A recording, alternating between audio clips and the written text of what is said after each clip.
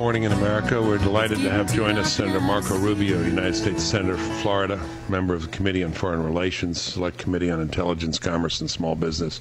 Good morning, Senator. Good morning. Thanks very much for joining us. My pleasure. Glad to be with you. We have always identified you as a thoughtful, serious, eloquent man. Strongly supported your run for the Senate. We're glad you're there. We're not going to ask any silly questions about your future.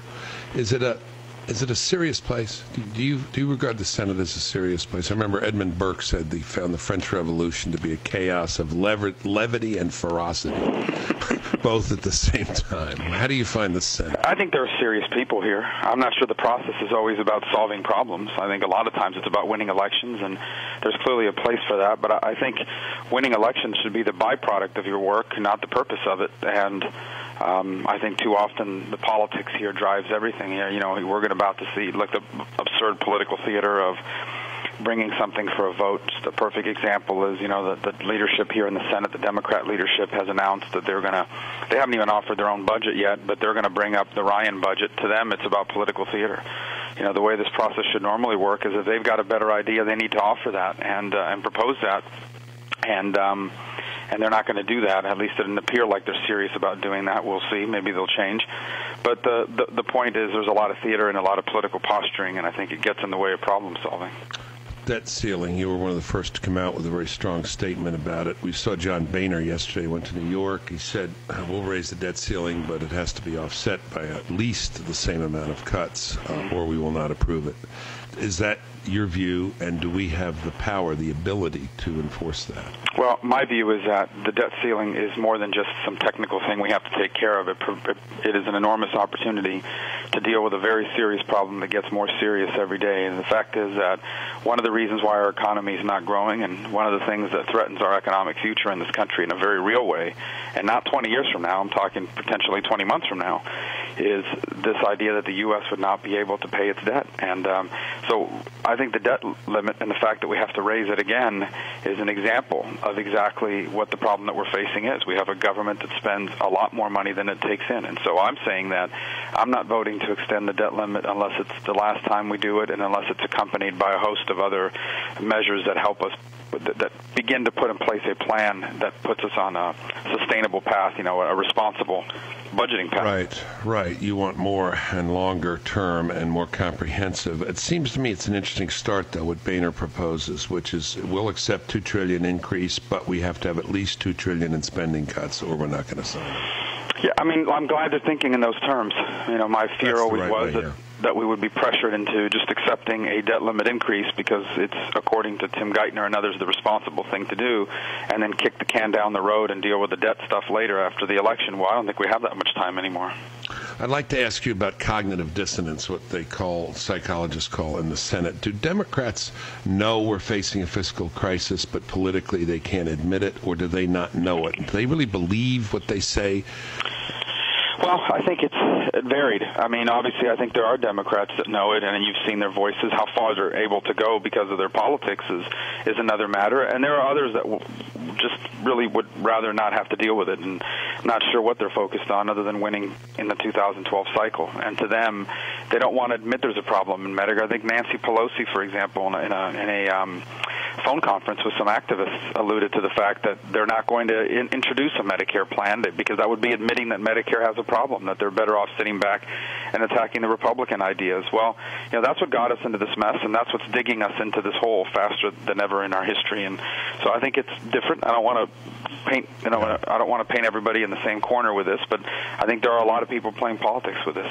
I mean, I was, as a young man growing up in New York City, I was a grandson of immigrants. I was a Democrat.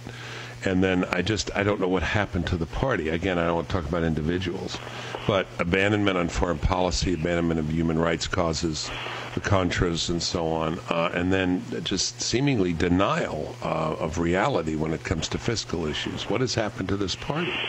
Well, I haven't had time to sit down and historically analyze the history of the Democrat Party. I can tell you that what too many members of that party today I think have an overabundance of faith in the ability of government to stimulate and grow our economy.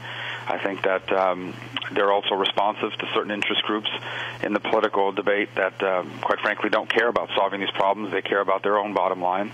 and some, I think, just are playing politics with it. I think both sides are guilty of the last one, the playing politics with it. Yeah. But I mean, you asked me why they don't want to deal with the debt issue, because it requires us to take measures to save Medicare and Social Security, and they'd rather use that as a weapon than they would solve it. Right, right. Let's talk about foreign policy, if we may, and in this hemisphere. We, unlike a lot of talk shows, pay a lot of attention to this hemisphere. We had President Uribe, you remember President Uribe from Colombia, on. Are we going to get a Colombian free trade agreement? Will that be a good thing? And it is a good thing. It's coming at last.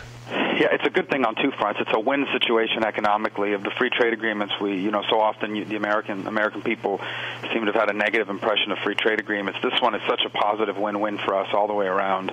For example, the American farmer is on the verge of losing significant market share in Colombia to a Canadian free trade agreement that's in line. So right. It's a win and a positive for all the way around. I think it's also a positive for foreign policy. I mean, Colombia, over the last 10 years, has been an example of what we wish the rest of the region would become: serious about reform.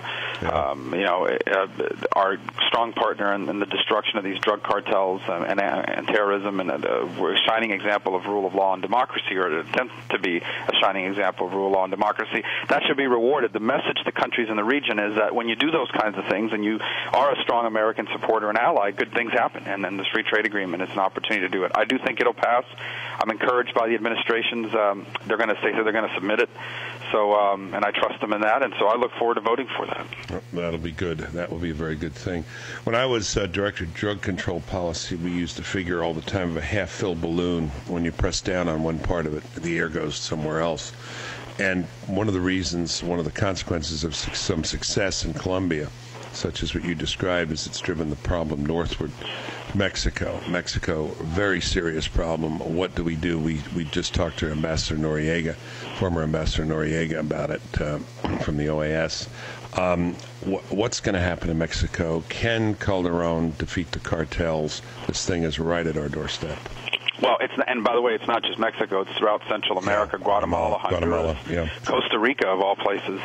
Right. All these nations are facing challenges because these are poor countries with poorly funded governments that have a certain level of corruption within the government, and they're highly susceptible to these drug cartels. And not only are you seeing trafficking up, but you're actually seeing consumption grow in this region too, which is amazing. Yeah. But has all kinds of other consequences. I think it's a multifaceted approach. I mean, our continued support of the initiatives in Mexico. I think the President Calderon in Mexico is serious about defeating the Zetas and these other drug gangs, and I think we have to continue to provide assistance.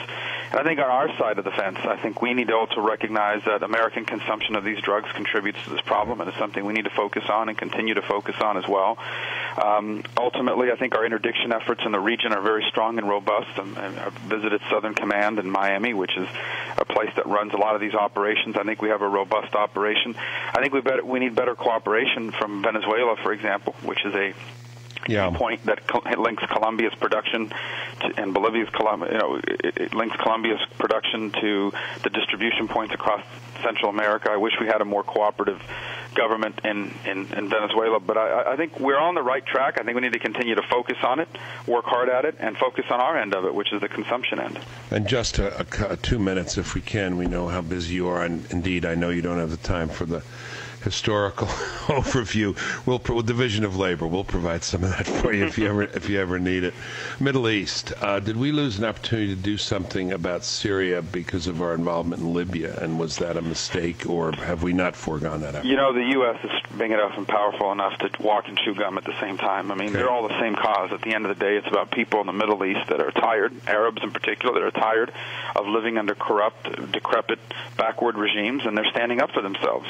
Syria is a place that we can continue to have a voice. I think we've taken too long.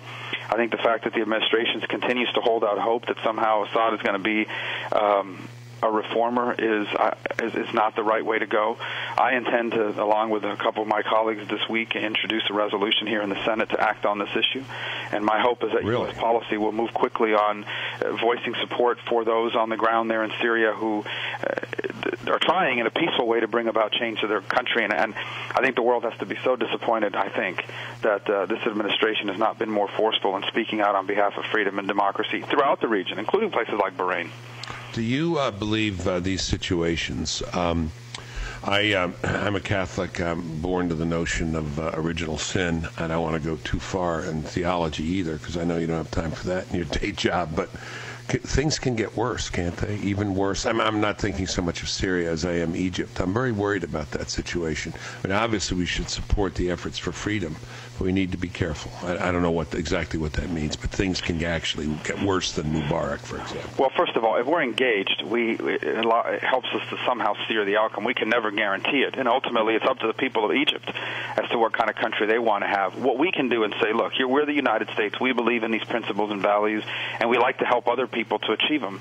And we will be your partner. We want to work with you to establish that. We want you to be a peaceful country, a prosperous country economically, and we want to be an example of that to you, and also be a partner in that endeavor. And I think that's what the United States can do, and that's the role that we can play in a positive way. But you have to be engaged in order to do that, and people have to think that you care not just about the geopolitics of it, but about them. And so that's why it's so important what the U.S. does in Libya and what the U.S. does in Syria. Because if we pretend that we don't care in some countries and do care in others, then people reach the conclusion that the U.S. only cares when it's in their interests, not when it's in the people of that country's interests, and you start to lose credibility. So that's why being engaged in the outcome of what happens, you can never guarantee that Egypt or Syria or Libya or anywhere else is going to be better or worse than they are today.